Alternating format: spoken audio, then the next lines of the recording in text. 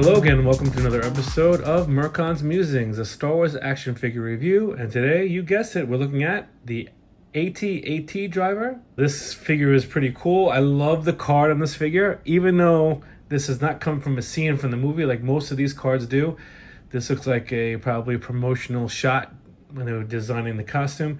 I just love the fact that it's like a pitch black image behind it and it pops, like the AT-ATDriver pops, like you can see him perfectly. So as you can see here, we have 3 versions of the AT-ATDriver.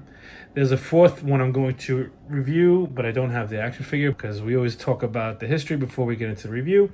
So here we go. The AT-ATDrivers, also known as AT-AT pilots, so AT-AT or AT-AT means all-terrain armored transport, were Imperial combat drivers who specialized in operating AT-AT walkers. Working in groups of 2, they operated the walkers driving and combat operations. So one would drive the vehicle, the other would use the defensive or offensive weapons of the AT-AT.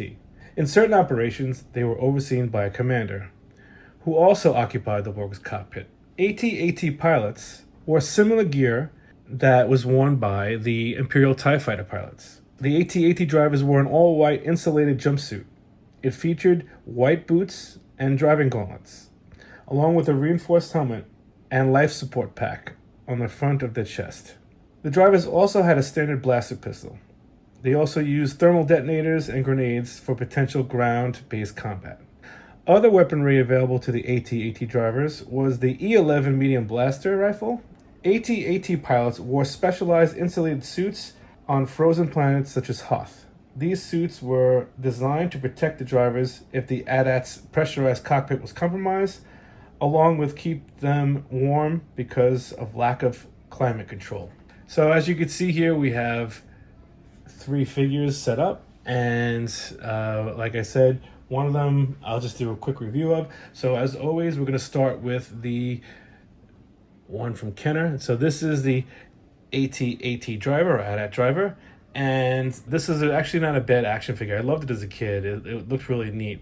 So as you can see, it's got like the TIE fighter pilot helmet, and it has those cool red symbols on the top of its helmet. But as you can see, it's got the air hoses that are movie accurate. They come from the back of the helmet and they wrap around the front of it, and they go to this life support system there.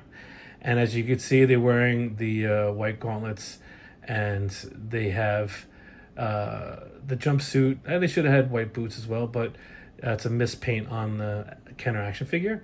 But on the back is cool. They have that also, the little backpack sort of thing where it's like helps regulate the temperature for the suit, the suit. And it comes with this unique blaster to its kind for the Kenner line. It's like a blaster rifle. Yeah, this is actually not a bad action figure. It's got 4 points of articulation. The head does not move, but the arms and legs move. So it's not as typical as most Kenner, because at least they have the head moving. But this is not a bad action figure. So the second AT-ATDriver I'm going to review, which I don't have, but I will show with photos. This was the Power of the Force 2, 1998. It was a freeze frame edition. The freeze frame was actually kind of cool. It showed 3 AT-ATs, walking across the white plains of Hoth. But this figure actually had 6 points of articulation. So the arms move up and down, that's 2. The legs move up and down, that's 2. And then the head would move, and then it had a waist that could turn. But the head could move, but not just slightly, because the hoses kept it in place. So the next one we're going to take a look at is the Saga Collection, which is 2006. So the Saga Collection is this one, which is not a bad looking figure. Actually, I like it a lot. I think the proportions are fantastic. The problem with this figure is the articulation. I really like the look of this. The head moves, which is nice, right? It's got pretty good range for the head moving, even with the hoses in it, right? The problem with this figure, it's got swivel instead of insert joints for the arms, which kind of makes it less articulated. But it's got insert joints on the legs. This is what I hate about this. It's almost there. It's got insert joints on the legs. It does not have a waist articulation. So this suffers for two things. No waist articulation and the arms are not insert joints. But the sculpt looks fantastic. I love look at the details on the, let me see if I can get, we probably better this way. If you look at the details on the life support system there, it's phenomenal. And as I said before, look at the details on the back. You have the hoses connecting to the back of the helmet, just like the Kenner one, and just like the Power of the Force 2 one. So the last one we're going to take a look at is Legacy Collection, which is this one. This came out in 2009. This is a nice figure. There's two things I don't like about it. It has a removable helmet. We don't need a removable helmet. So let's take a look at that. So you remove the removable helmet and look who you got there. Oh my goodness. It's Jango Fett, which I always hated the fact that they made all these people Jango Fett clones, which I thought was stupid. I'm just going to leave this off for now. So if you take a look though, it's a really nice figure otherwise. It's got insert joints in the knees. It's got a chest swivel, unlike the other one, didn't have any type of swivel for the midsection. And it's got insert joints on the elbows, and the head is on a ball. So this has got the great articulation, and you can see the details on the back. It's really nice. It's a really nice figure.